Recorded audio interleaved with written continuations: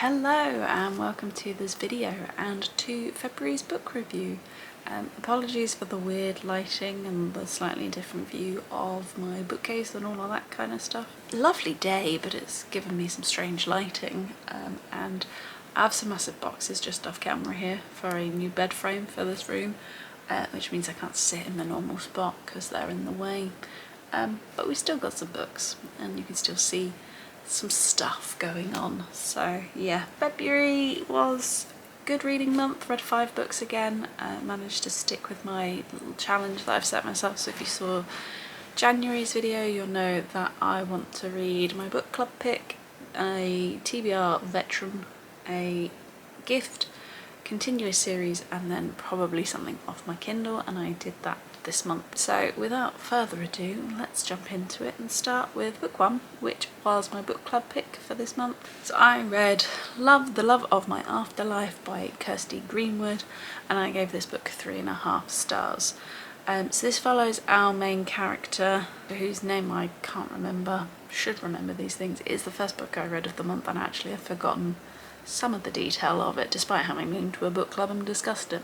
But we're following our main character, whose past sort of trauma has meant that she's become basically a recluse. She just stays in her little part of London. She goes to work, she sees her elderly sort of mute neighbour, and that's about it, until one day she chokes on a microwavable burger and dies, and goes to the afterlife. She meets an afterlife therapist, has an interaction with a man there, and then as a sort of challenge gets sent back to Earth, or gets resurrected from the dead to try and find this man. She's got a week to get this man to kiss her for her to then be able to live for longer. And we're basically following this woman as she develops a life. Basically she sees that there's more to it than she knew before, and is open in this period to more connections and that kind of thing. As I said, having read this at the beginning of the month, I have forgotten a lot about it. I did find it kind of predictable as a book. It's what you expect, although I quite liked the story and I quite liked the characters. It went very much in a way that I was anticipating. It's very much hijinks and that kind of thing, near misses and all of that. The one thing that did really appeal to me, and that's probably why it got the half star on top of 3, because it was a fine book, but it wasn't anything special. But the reason it probably got the half star extra was because although it did have a third act breakup of sorts, it wasn't a conventional type, and I really liked the way that was portrayed, and it still had the same effect in allowing our character to see how much she liked our male main character and all of that kind of stuff, without having any miscommunication or anything like that, which is one of my bugbears in books. I really dislike the third act breakup when it's all just because they haven't spoken to each other. So this one did well in that respect for me. There's a lot of sort of side characters, and I liked a lot of those. Frida particularly I would have liked more from, but some of the reasonings behind these connections was a bit odd, and you do wonder a little bit why or how for these people.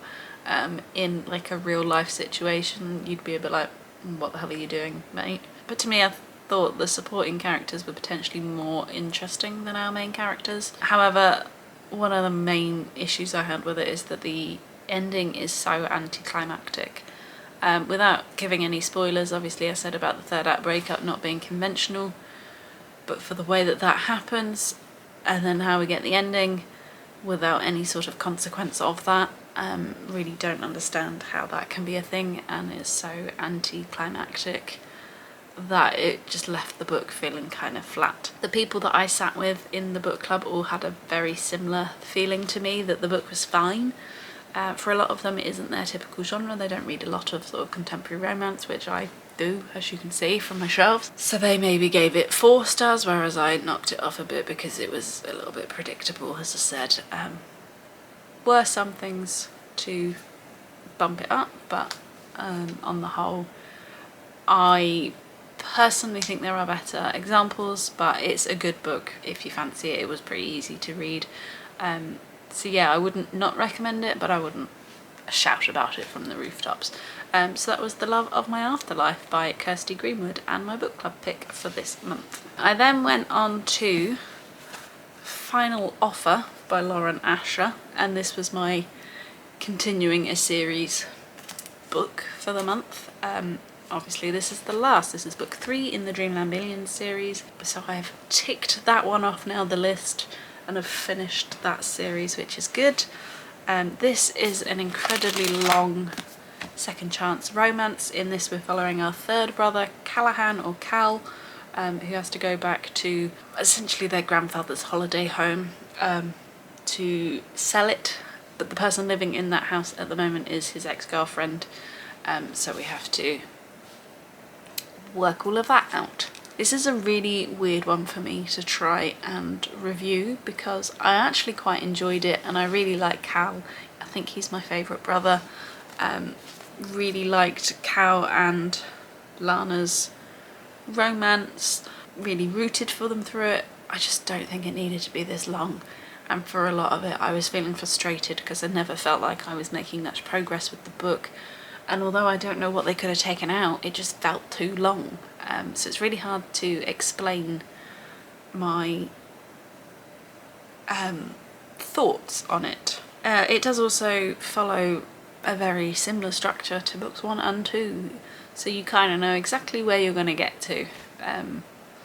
I would have liked it if Lauren Asher mixed things up a bit with this series, although I liked the tropes that she chose for them, and I have enjoyed all 3 books.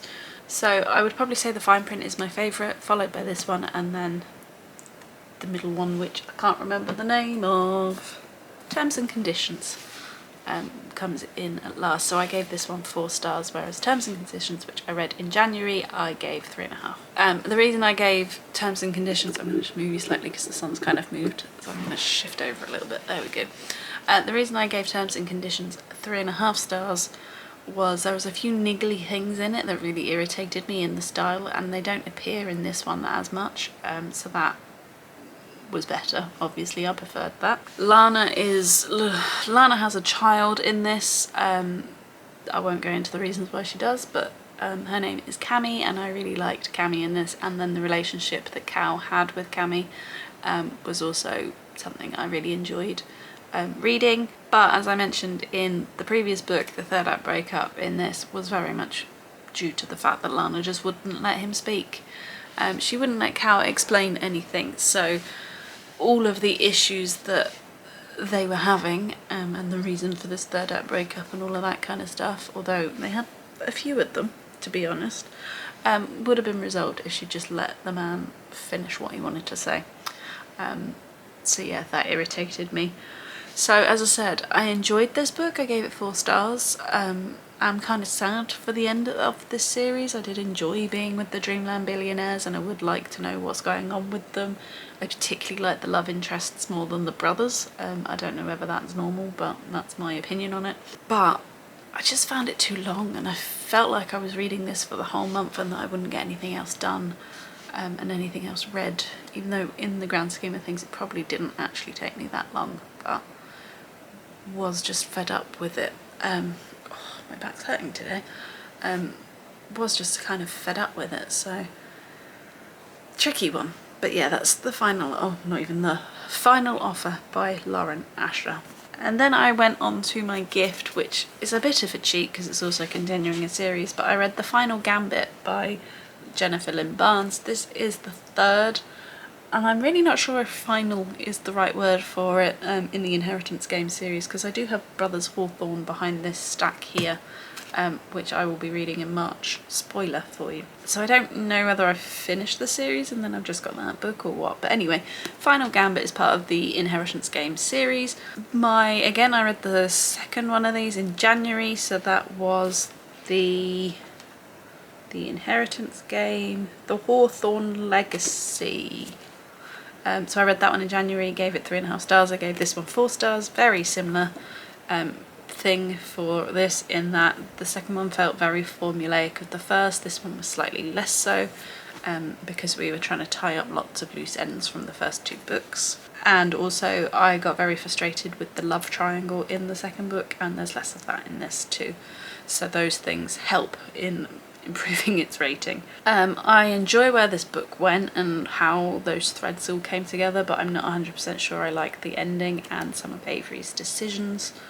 And with both books, Inheritance Games, Hawthorne Legacy and this one, they're so incredibly easy to read.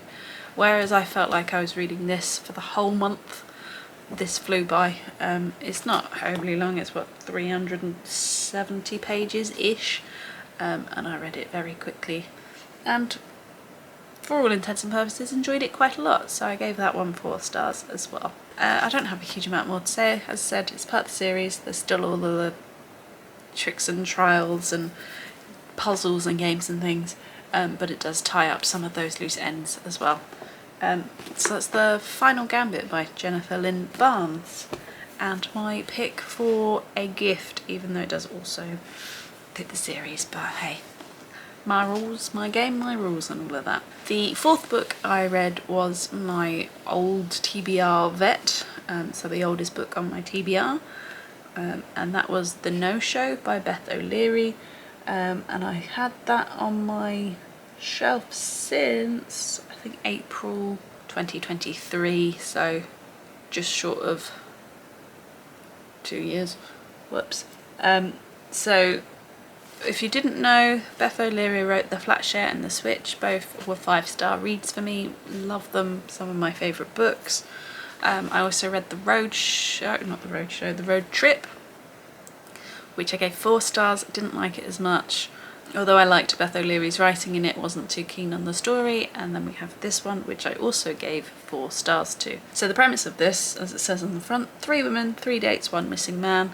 So we've got chapters from 3 different women, Siobhan, Miranda and Jane, as we're following them. And they all each have a date with Joseph Carter on Valentine's Day, which he doesn't show up for, and we go through and find out why. I was actually kind of disappointed with this. I thought the premise of this sounded really good, and was excited to go into it. As I said, I was hoping The Road Trip was just a blip and that this would be back at the 5 stars like the other 2, but not the case.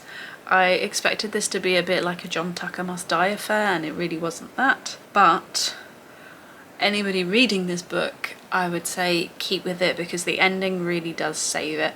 When I was reading it, I was like, I'm not sure this is even going to scrape a 3-star, and then we got to the last 70 pages, I think, maybe more, maybe less, and that's what gained the extra star. The ending was very clever. I liked it a lot, and really did explain a lot of things. So anybody that ever tells me about DNFing books, I probably would have done with this one, but then I wouldn't have got to the ending, and that's the thing that saved it for me, which is why I struggle to DNF books, because once in a blue moon that happens, not very often. The next book I read I probably should have DNF'd, as the ending didn't save that one, but that's moving ahead. We're talking about The No-Show. I have to say, with this book I got kind of confused where we were in the timeline of things.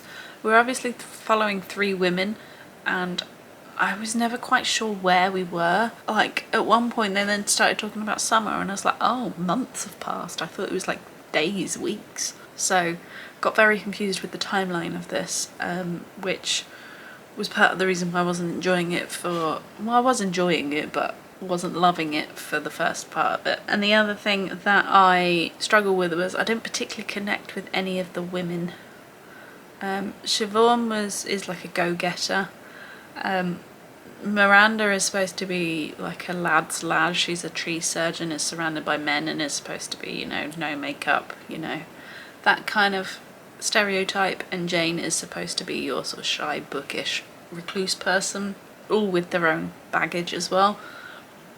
And I should have connected with Jane, because she's probably most like me, but I didn't. There were aspects of Miranda that I liked, but again didn't particularly connect with her. And Siobhan I just didn't really like at all.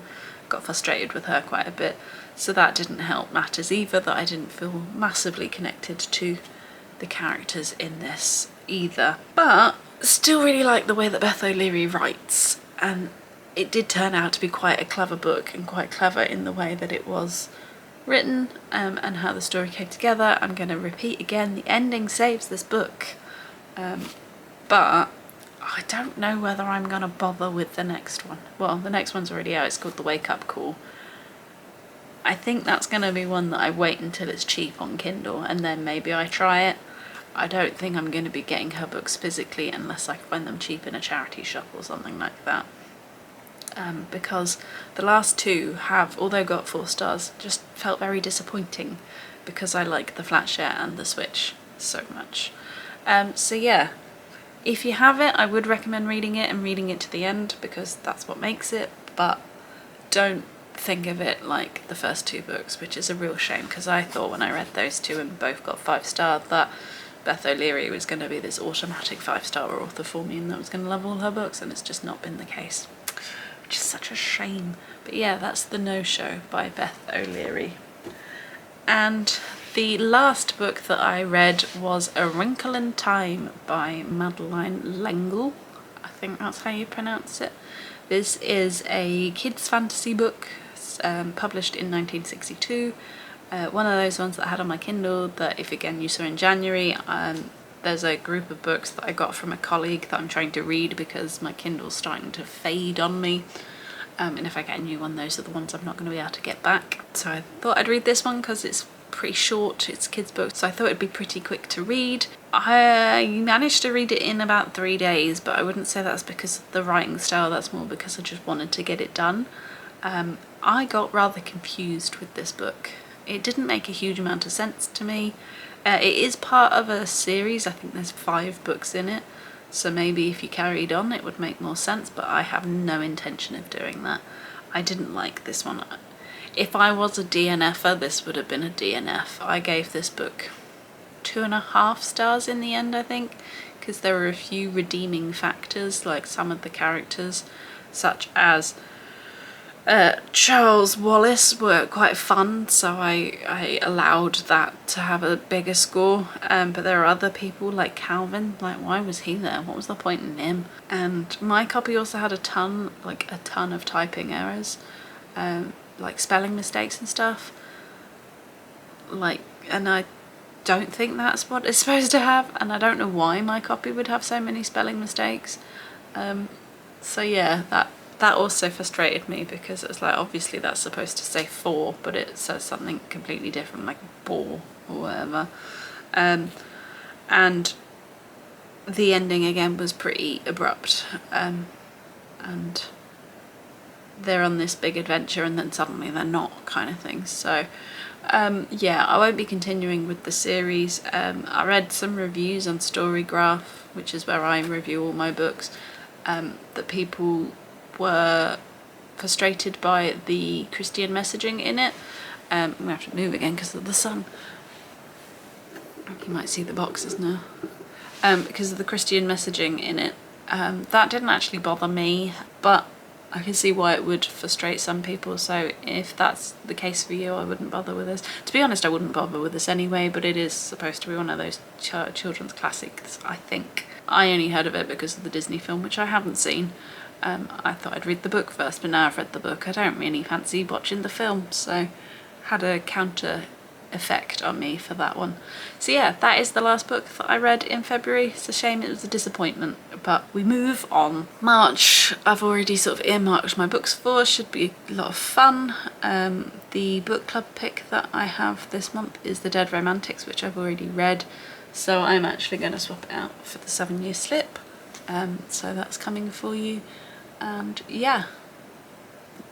Already I've started my first March book and I'm enjoying it, so already off to a good start. So I said in the last one that I wanted to give you my least favourite and favourite books. Obviously my least favourite was A Wrinkle in Time, as I suggested, and I think, although finding a favourite this month was a bit tricky, I think The Final Offer was actually my favourite book of the month. I really do like Cal as a character, and his and Nana's story was really good, and this surprises me because it also really frustrated me this month, so there we go. Final Offer, my favourite book of the month. I guess February in general was a bit of a kind of month for reading for me, if that's the case. But yeah, if you've enjoyed this video, please give it a thumbs up. If you haven't already, please go ahead and subscribe, and I will see you in the next one. Bye!